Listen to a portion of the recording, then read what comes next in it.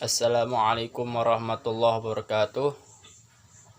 Alhamdulillahirabbil alamin. Assalatu wassalamu ala asrofil anbiya'i wal mursalin sayyidina wa maulana Muhammadin wa ala alihi wa sahbihi ajma'in.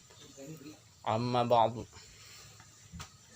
Allahumma shalli ala sayyidina Muhammadin salatan tunjina biha min jamal ahwal afat wa taqdulana biha jami'al hajat wa tutahhiruna biha min jami'al sayiat wa tarfa'una biha indaka 'alat darajat wa tuballighuna biha aqsal ghayat min jami'il khairat fil hayati wa ba'dal mamat wa ala alihi wa sahbihi wa sallim tasliman katsira bi rahmatika ya arhamar rahimin.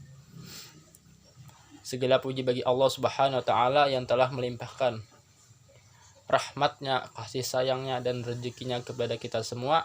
Salawat serta salam senantiasa kita sanjungkan kepada Nabi besar Nabi Muhammad SAW, yang mana beliaulah yang mengajarkan kita betapa pentingnya meyakini agama Islam dan menjauhkan kita dari yang kejahatan ataupun yang salah. Lalu Allah Subhanahu wa taala berfirman di dalam surah Al-Qari'ah ayat 1 sampai 5. A'udzubillahi minasyaitonir rajim. Bismillahirrahmanirrahim. Al-Qari'ah, hari kiamat. Mal Qari'ah, apakah hari kiamat itu? Wa ma adraka mal Qari'ah,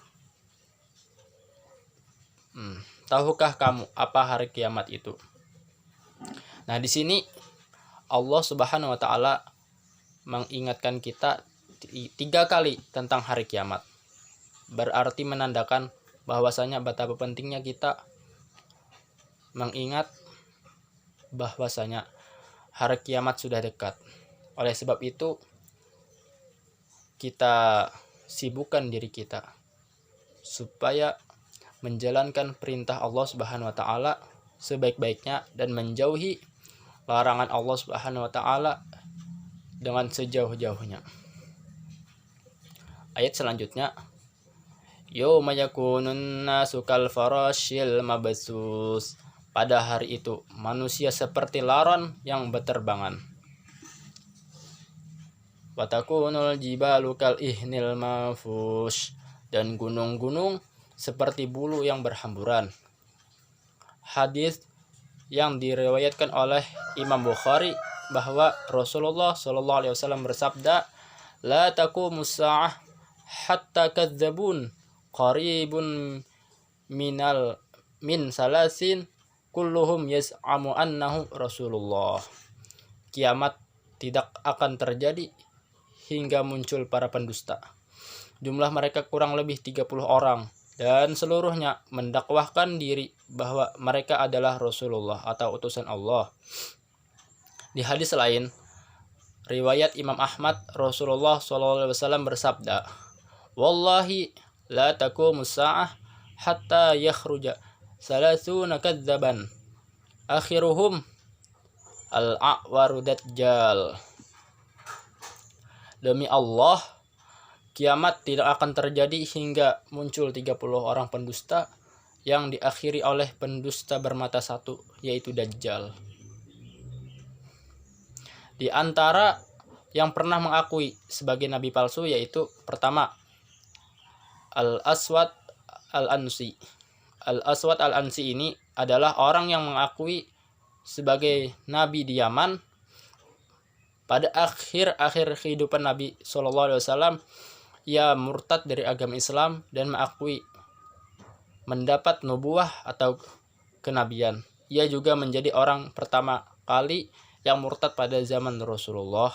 Yang kedua, ada namanya itu Tulaihah ibnu Khuwailid al-Asadi. Kaum muslimin sudah berkali-kali menggelar operasi militer untuk memburunya. Hingga akhirnya Tulaihah kembali memeluk Islam dan menjadi muslim yang baik.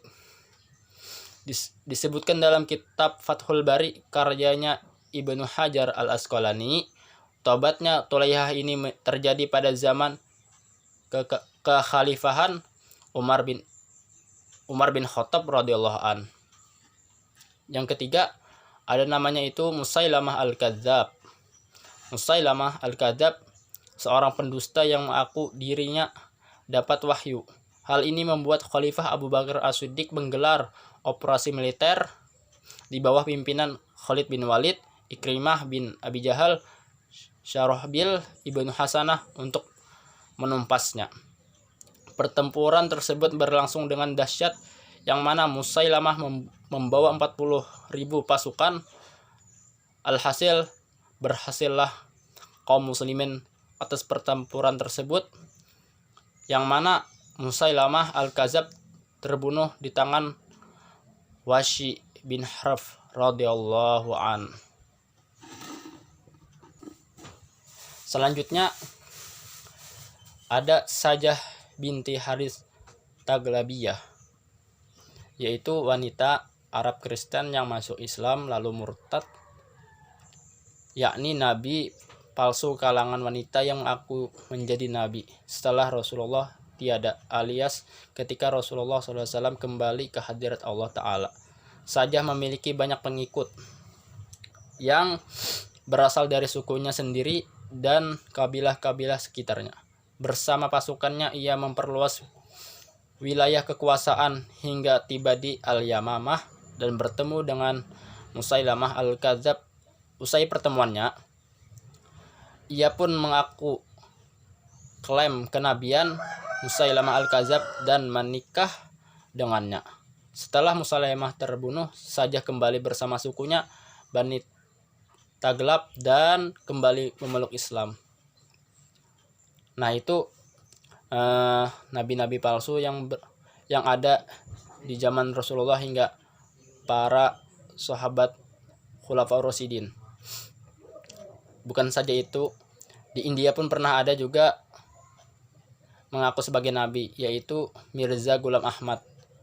Di Indonesia banyak, di antaranya Ahmad Musaddiq, Dedi Mulyana atau Eyang Endet, Abdul Muhjib Sutarmin, Sri Hartatik, Asrianti Samuda, dan sebagainya. Nah, oleh sebab itu kita waspada, berhati-hati terhadap orang yang mengaku sebagai nabi, padahal nabi terakhir ialah Nabi Muhammad SAW. Karena mengaku nabi ini adalah sebagai salah satu tanda berakhirnya dunia alias kiamat. Sekian dari saya. Wassalamualaikum warahmatullahi wabarakatuh.